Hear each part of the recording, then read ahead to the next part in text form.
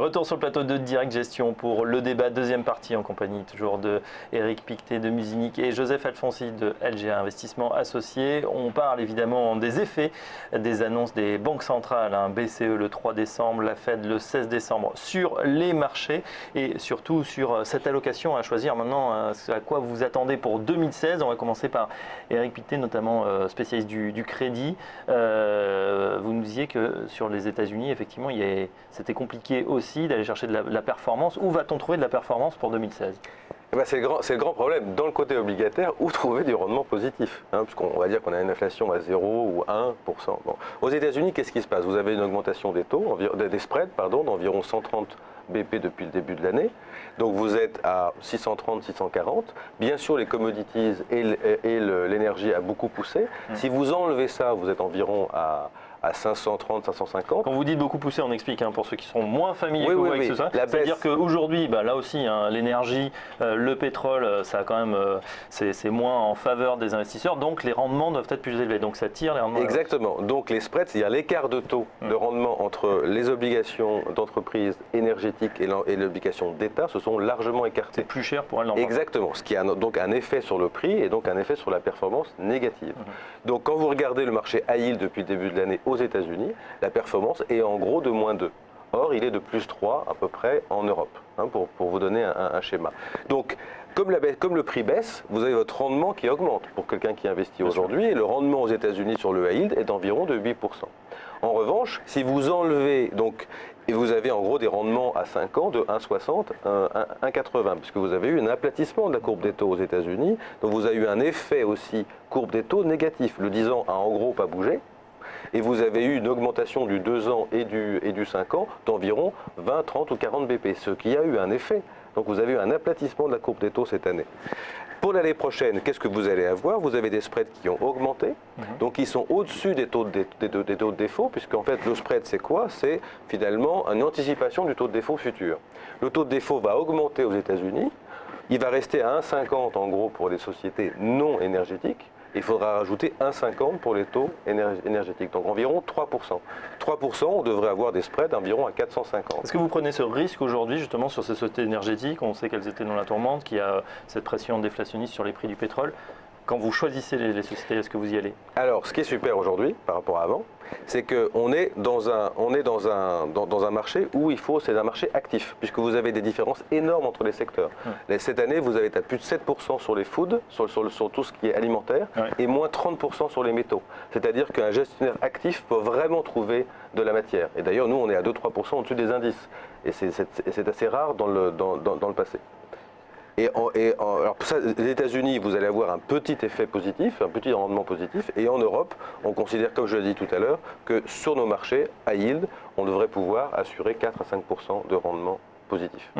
C'est vrai qu'il y a beaucoup à faire, notamment on parle beaucoup de stock picking, c'est-à-dire même au sein des secteurs, on voit qu'il y a du bon, du moins bon. La rotation sectorielle, elle est très compliquée, elle va en plus très vite cette année. Tous les marchés sont allés très vite, Joseph Alfonsi. C'est comment on s'adapte justement à ce nouveau type de marché qui va très vite, qui bouge en fonction des annonces des banques centrales. Est-ce qu'on a le temps? Il y a deux manières de voir les choses, ou bien on essaye effectivement de coller au plus près au marché, et auquel cas on se heurte au risque de ce qu'on appelle chez nous, dans notre jargon, la porte de saloon, c'est-à-dire rentrer de manière ou sortir de manière intempestive de secteur, ou bien on essaye de prendre un peu de recul, et on regarde vraiment les fondamentaux, comment évoluent les fondamentaux, et à ce moment-là, on prend des positions un petit peu plus de long terme, et on essaye de dépasser un petit peu les variations ponctuelles de secteur. Donc nous, on aura plutôt tendance à fonctionner sur le deuxième mode opératoire, parce qu'aujourd'hui il est très compliqué effectivement de prévoir à très court terme les mouvements de secteur qui se font de manière extrêmement brutale, vous venez de le dire, on l'a vu notamment cet été. Alors il y a un produit qui permet de jouer sur les deux tableaux, actions et obligations, c'est l'obligation convertible en actions. Dans le fonds que vous gérez, Asset Picking, qui réunit 7 sociétés de gestion qui vous présentent le meilleur fonds du moment, on voit que la part justement de convertibles s'est réduite depuis la dernière allocation au profit des actions justement, c'est-à-dire que ces sociétés de gestion, elles sont quand même assez positives là, sur la poursuite du mouvement haussier sur les actions. Alors, ça va faire suite un petit peu à ce que je disais, c'est-à-dire que cet été, en fait, quand on a eu la grosse interrogation sur l'évolution de l'activité en Chine, les marchés ont effectivement corrigé de manière extrêmement sévère, hein, puisqu'on a eu, sur le point bas du 24 août, on avait à peu près en 3-4 journées, moins 16% sur les indices européens. Donc il était très très difficile pour tout le monde de prévoir l'ampleur de cette correction. Derrière, le marché a fortement rebondi. Nous, on a dans Asset Picking 7 structures de gestion de cultures extrêmement différentes et c'est assez intéressant pour prendre le pouls sur la place et avoir la tonalité des sentiments des uns et des autres. Ce qui s'est passé cet été, c'est qu'effectivement, à la suite de cette correction, on a eu une forte interrogation sur l'évolution de la conjoncture et on a eu un repli assez groupé finalement de l'ensemble des sociétés vers un outil qui s'appelle l'obligation convertible, qui est un outil hybride qui permet, on va dire pour schématiser, de profiter un petit peu de la hausse des marchés si hausse il y a, tout en se prémunisant un petit peu mieux en cas de repli. Donc on voyait bien qu'il y avait à moyen terme un sentiment plutôt positif sur les actions de la part de l'ensemble des structures, mais avec un risque à court terme de forte volatilité. Or, donc c'est une manière de se couvrir quelque part, d'avoir ces se couvrir, c'est peut-être pas le mot, mais de mieux traverser des situations un petit peu compliquées, notamment avec des regains de volatilité, puisqu'on sait que la volatilité est un élément favorable pour l'obligation convertible. Depuis, on a fait la rotation Asset Picking vendredi dernier, le 20 novembre. Ce qui est assez intéressant, c'est de voir que certaines sociétés, je pense notamment à la ligne Natixis qui était passée d'un fonds action, ensuite un minimum variance, ensuite une convertible Europe, désormais est revenu sur les marchés d'actions européens. Donc quelque part avec le segment small et mid cap. Voilà, avec le segment small et mid cap qui est une thématique et un segment de marché qui est un peu particulier puisque généralement quand il y a des chocs assez brutaux sur les marchés, les large caps sont plutôt les valeurs les plus immédiatement impactées. Les small et les mid généralement résistent un peu mieux dans un premier temps. Donc on a bien une adaptation en continu de certaines structures de gestion qui en fonction du risque ambiant, eh bien, vont adapter leur position. Et là, c'est plutôt une bonne nouvelle, c'est qu'on enregistre les premiers retours sur les marchés d'actions. Ça veut dire que pour la fin de l'année, ces structures sont plutôt positives, et notamment grâce au rôle et au jeu des banques centrales, et puis vraisemblablement aussi début 2016, puisque pour l'instant, l'ensemble des éléments à disposition ne constituent pas des menaces immédiates pour les marchés d'actions. Obligations convertibles, vous en faites un peu également chez Musinich ? Très peu, on fait ce qu'on appelle des bursts convertibles, c'est-à-dire des convertibles où il n'y a plus que le côté crédit et pas le côté action. Donc c'est très très très marginal dans ce qu'on fait. C'est vraiment une classe d'actifs très très spécifique qui est d'ailleurs plutôt développée en Europe qu'aux États-Unis. Et vous savez que le marché à yield est plutôt un marché américain, même si le marché européen se développe. Une autre question justement, comme on est ça y est, en décembre, fin d'année boursière, on a eu un beau mois d'octobre notamment, contre toute attente, alors que le mois de septembre a été un peu compliqué suite à ce qui s'était passé en Chine. Sur le crédit d'ailleurs, comme sur les actions, est-ce que l'année est déjà terminée pour les gérants? Est-ce qu'on est déjà en train de faire ces fameux habillages de portefeuille de fin d'année en se satisfaisant ou on reste investi? Bon, deux choses. Sur le marché américain, quand vous regardez, il y a eu ce qu'on n'avait jamais vu depuis 90, 4 mois de baisse cette année consécutifs, de juin à septembre. On a eu un rebond exceptionnel au mois d'octobre, mais on a reperdu pratiquement 80% de ce qu'on avait gagné sur le mois d'octobre au mois de novembre. Donc beaucoup de volatilité, ce qui n'a pas été le cas sur l'Europe, qui va terminer positif à plus 0,5. Ça m'en vient à une autre chose. Au mois de décembre, la liquidité sur les marchés est plus faible, mais la liquidité globale est plus faible. D'ailleurs sur les actions aussi, mais c'est aussi sensible sur le crédit. Donc on arrive sans doute à la fin d'année, et on sait qu'en fin d'année, les gens sont plutôt là déjà pour réallouer sur l'année prochaine. Donc il ne devrait pas avoir beaucoup de volatilité. Et historiquement d'ailleurs, le mois de décembre est plutôt un bon mois pour le crédit. Du coup, si je vous entends bien, vous restez plutôt sur le high yield Europe pour l'année 2016 pour l'instant. Cette allocation qui est en train de se faire pour l'année 2016. Notre métier, on ne fait que ça. Ce qui est certain, c'est qu'il y aura moins de volatilité à cause de la Banque centrale en Europe qu'aux États-Unis. Aux États-Unis, vous aurez sûrement une petite hausse des taux, qui est déjà anticipée par le marché, mais qui va augmenter. Et également une petite dégradation des sociétés. Donc, en général, quand vous avez une hausse des taux, c'est parce que l'économie va bien. Donc vous avez une baisse de spread de l'autre côté. Cette année, pour une fois, on pourrait avoir une petite hausse des taux alliée à une petite hausse de spread. Et plus vous avez ça, plus le yield augmente aux États-Unis et plus il devient attractif. Et encore une fois, on est dans un marché de credit picking.